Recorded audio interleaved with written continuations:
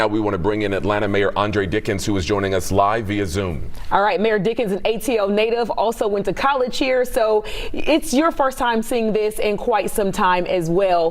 What is the greatest area of concern right now?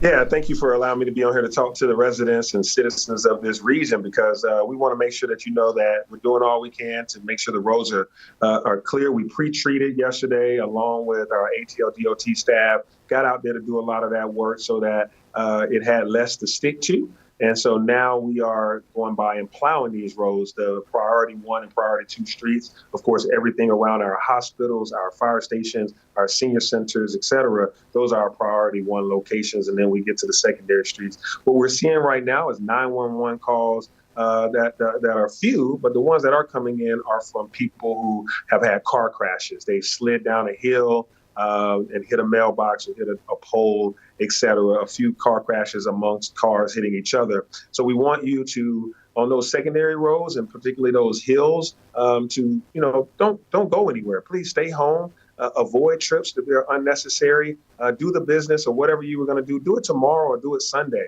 And so we're making sure that we're here at the Joint Operations Center. We've been here overnight, and this is a way that we coordinate with DOT, Public Works, firefighters, police officers, our 311, 911.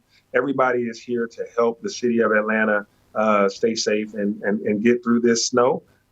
We have learned big lessons from the past in 2014 when they had major issues, trying to make sure that we don't repeat that. And so we've been in coordination with the state, with Grady, with Georgia Power, everybody we can to help keep us out of danger. So good to hear, Mayor Jonathan Martin here. You alluded to that, just sort of the aggressive nature of what you all did, starting as early as Wednesday, pre-treating some of these roads. And what we're seeing, a lot of us here in Atlanta, is a lot more preparedness from what we've seen in the past, which is some good news because we've seen fewer people on the roads and fewer wrecks than in the past. Yeah, part of the preparedness came along many years ago when I created the Department of Transportation as a city council member. After seeing what happened years ago with the quote unquote snowmageddon, I see the pictures resurfacing now, and we never want to repeat that again. So way back in 2014, I'm watching that take place. And so I said, hey, I'm going to create a Department of Transportation. So now you have a city department that is just focused totally on your roads, your bike lanes, sidewalks, et cetera.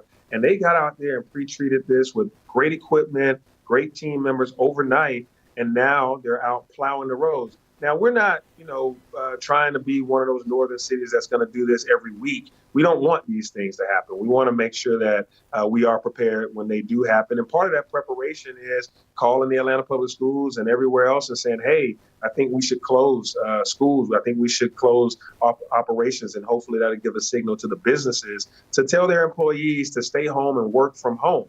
And that's been working out. As I look across the city, as I watch your news broadcast, I'm watching people have fun and not really be in distress about not being able to move on the roads of Atlanta because they're stuck. No, this time, everybody is where they want to be.